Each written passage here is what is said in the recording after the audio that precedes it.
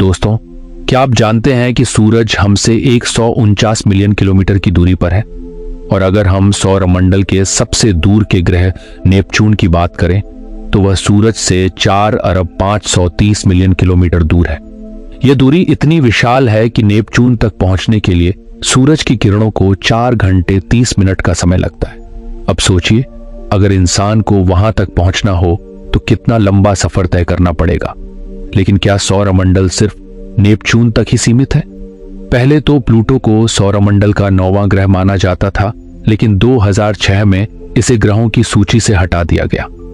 स्कूलों में हमें आमतौर पर प्लूटो तक का ही ज्ञान दिया जाता है, पर आपको जानकर हैरानी होगी कि प्लूटो के बाद भी सौरमंडल के और भी अद्भुत और रहस्यमयी हिस्से हैं। इस वीडियो में हम आपको सौरमंडल के विशाल आकार और उसके बाहरी क्षेत्रों में छिपे रहस्यों के बारे में बताएंगे। आइए जानते हैं, प्लूटो के बाद सौरमंडल की सीमाएं कितनी दूर तक फैली हुई हैं और इसके बाहर कौन से रहस्य छिपे हो सकते हैं। अंतरिक्ष से जुड़े ऐसे ही इंटरेस्टिंग वीडियो आप अगर देखना चाहते हैं तो हमारे इस स्पेस विजन चैनल को जरूर सब्सक्राइब कर लीजिए और वीडियो अच्छा लगे तो एक लाइक भी कर दीजिए। और आज चलते हैं सौरमंडल की जर्नी के अंदर और आपको बताते हैं कि हमारा सौरमंडल कितना बड़ा है। हमारे सौरमंडल की शुरुआत होती है इसके सबसे महत्वपूर्ण सदस्य यानी सूरज से। सूरज एक सफेद रंग का तारा है जिसके केंद्र में न्यूक्लियर फ्यूजन नामक प्रक्रिया पिछले अरबों सालों से जारी है। इस प्रक्रिया में 2 हल्के अणु टकराकर एक भारी अणु बनाते हैं और इसके परिणाम स्वरूप भारी मात्रा में ऊर्जा निकलती है। यही ऊर्जा हमें सूरज से आने वाली गर्मी और प्रकाश के रूप में महसूस होती है।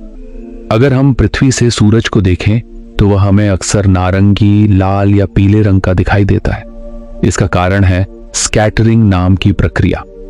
हमारे वायुमंडल में मौजूद सूक्ष्म कण सूर्य की सफेद रोशनी को विभाजित कर देते हैं। नीले रंग की वेवलेंथ सबसे छोटी होने के कारण यह सबसे ज्यादा फैलता है और इसीलिए हमें आसमान नीला दिखाई देता है।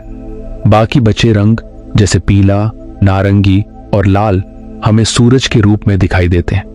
अगर आप अंतरिक्ष से सूरज को देखेंगे तो वह आपको सफेद दिखाई देगा क्योंकि वहां कोई वायुमंडल नहीं है जो उसकी रोशनी को बिखेर सके।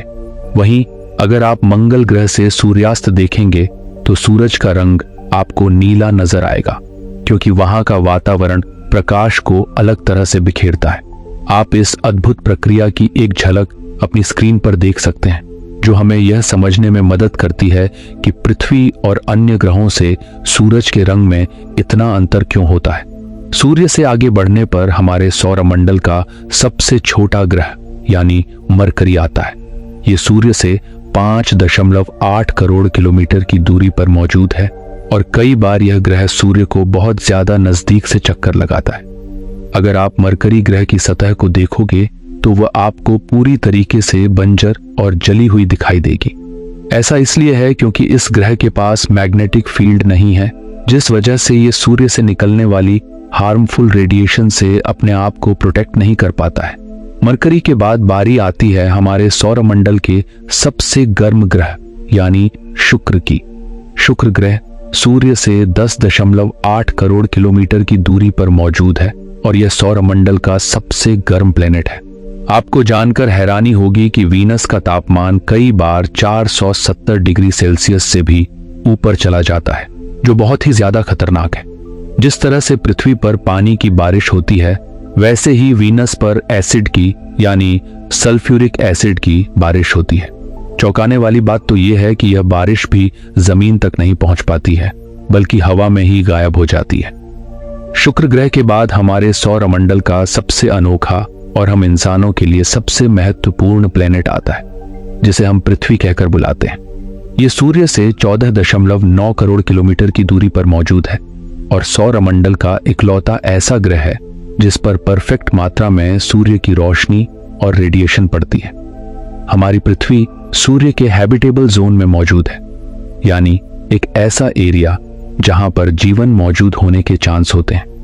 वैज्ञानिक पहले अंतरिक्ष में मौजूद ऑब्जेक्ट्स की दूरी को नापने के लिए किलोमीटर और मील का इस्तेमाल करते थे, लेकिन बाद में कुछ नई यूनिट्स को इंट्रोड्यूस किया गया।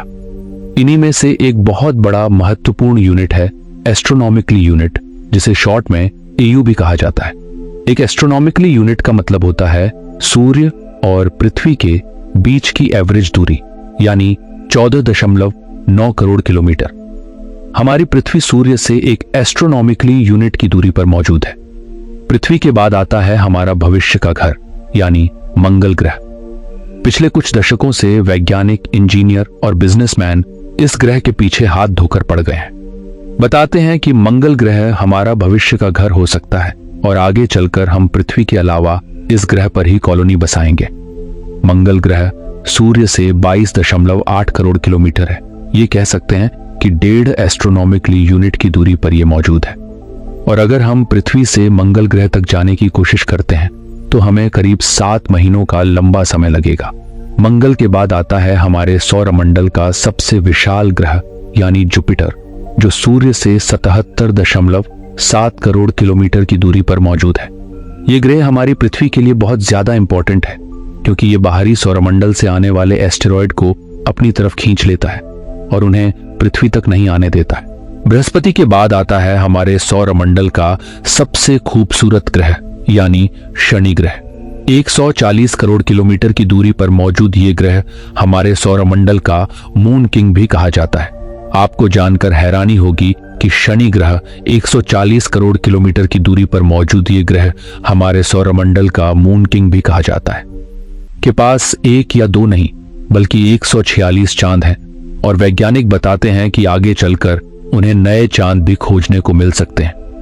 अगर एस्ट्रोनॉमिकली यूनिट में शनि ग्रह की दूरी को कैलकुलेट किया जाए तो वह करीब 9.5 एस्ट्रोनॉमिकली यूनिट दूर मौजूद है। शनि ग्रह के बाद आते हैं सौरमंडल के 2 बर्फीले ग्रह, जिनका नाम है यूरेनस और नेपच्यून। यूरेनस सूर्य से 19 एस्ट्रोनॉमिकली यूनिट यानी करीब 3 अरब किलोमीटर की दूरी पर मौजूद है। वहीं नेपच्यून ग्रह सूर्य से 30 एस्ट्रोनॉमिकली यूनिट यानी करीब 4.5 अरब किलोमीटर की दूरी पर मौजूद है। ये दोनों ही ग्रह सौरमंडल के बाहरी छोर पर मौजूद हैं, जिस वजह से इन पर रिसर्च करना वैज्ञानिकों के लिए हमेशा से ही बहुत कठिन रहा है। इन दोनों ग्रहों के बाद आता है वो ग्रह प्लूटो, जो सूर्य से ऑलमोस्ट 43.5 एस्ट्रोनॉमिकली यूनिट यानी कि करीब 6 अरब किलोमीटर की दूरी पर मौजूद है। कई लोग ऐसा मानते हैं कि यहीं पर सौरमंडल का अंत हो जाता है, लेकिन मैं आपकी जानकारी के लिए बता दूं कि ऐसा नहीं है। नेपच्यून के बाद और प्लूटो से पहले सौरमंडल का एक बहुत ही इंपॉर्टेंट रीजन मौजूद है, जिसे कुपर बेल्ट कहा जाता है। यह बर्फ और धूल से बने विशाल पत्थरों की एक बेल्ट है, जो सौरमंडल की शुरुआत से ही सूर्य का चक्कर लगा रही है। आपको जानकर हैरानी होगी कि इस बेल्ट से आने वाले कई सारे पत्थर पृथ्वी के नजदीक से भी गुजरते हैं। इन्हीं में से एक पत्थर आज से 6.6 करोड़ साल पहले हमारी पृथ्वी से आकर टकराया, जिस वजह से डायनासोर्स का खात्मा हो गया था। पहले वैज्ञानिक मानते थे कि यह बेल्ट ही सौरमंडल का अंत है, लेकिन बाद में उन्होंने एक ऐसी चीज की खोज की जिसने उनके होश उड़ा दिए। सूरज से 18 अरब किलोमीटर दूर उन्होंने एक ऐसे गोले को डिस्कवर किया जो पूरे सौरमंडल को एक बबल जैसे स्ट्रक्चर के अंदर बंद करके रखे हुए है। इस बबल जैसे स्ट्रक्चर को हीलियोस्फीयर कहा जाता है और वैज्ञानिक बताते हैं कि इसका अंत सूर्य से 18 से 4.3 अरब किलोमीटर की दूरी पर होता है। उस पॉइंट को वैज्ञानिक हीलियोपॉज बोलते हैं। ये बबल जैसा स्ट्रक्चर असल में सूर्य की वजह से ही बना है। सूर्य लगातार अपने अंदर से एनर्जेटिक पार्टिकल्स को बाहर फेंकता रहता है, जिसे वैज्ञानिक सोलर विंड कहते हैं या फिर सोलर स्ट्रोम के नाम से बुलाते हैं। यही पार्टिकल्स सौर मंडल के बाहरी छोर पर जाने के बाद एक बबल जैसे स्ट्रक्चर की फॉर्मेशन कर लेते हैं और इसे ही हीलियोस्फीयर कहा जाता है। ये पूरे सौर मंडल को बाहरी अंतरिक्ष से आने वाली खतरनाक कॉस्मिक रेडिएशन से बचाकर रखता है। वैज्ञानिक इस बबल को सौर मंडल का अंत मानते हैं, जहां पर सूर्य की मैग्नेटिक फील्ड लगभग खत्म हो जाती है और इंटरस्टेलर स्पेस की शुरुआत हो जाती है। अब अगर आपको ऐसा लगता है कि यह सच में सौर मंडल का अंत है, तो मैं आपकी जानकारी के लिए बता दूं कि अभी भी कुछ वैज्ञानिक इस बात पर डिबेट करते हैं कि यह सौर मंडल का अंत नहीं होना चाहिए। असल में सूर्य से 2000 एस्ट्रोनॉमिकल यूनिट्स यानी 94 खरब किलोमीटर दूर एक मिस्टीरियस रीजन की शुरुआत होती है। जिसे वैज्ञानिक ऑट क्लाउड के नाम से बुलाते हैं। ये धूमकेतुओं का एक बहुत बड़ा समूह है जो पूरे सौर मंडल को एक बॉल जैसे स्ट्रक्चर में बंद किए हुए हैं। ये हमसे इतना ज्यादा दूर है कि इस पर रिसर्च करना भी वैज्ञानिकों के लिए एक बहुत मुश्किल टास्क है। अगर हम इंसान प्रकाश की गति से भी ऑट क्लाउड तक जाने की कोशिश करें तब भी हमें करीब 1 साल का समय लगेगा। ये एक बहुत बड़ा ही मिस्टीरियस रीजन है और कुछ वैज्ञानिक इसे ही सौर मंडल का किनारा या अंत मानते हैं। वैसे आपके अनुसार सौर मंडल का अंतिम सीमा हीलियोपॉज होनी चाहिए या ऑट क्लाउड? अपनी राय हमें नीचे कमेंट में जरूर बताएं। आज के इस वीडियो में इतना ही। उम्मीद करते हैं कि आपको कुछ नया जानने को मिला होगा। अगर आपको ऐसे और दिलचस्प वीडियो देखने हैं तो हमारे चैनल को सब्सक्राइब करें और वीडियो के अंत में अपनी सोच हमें कमेंट में जरूर बताएं।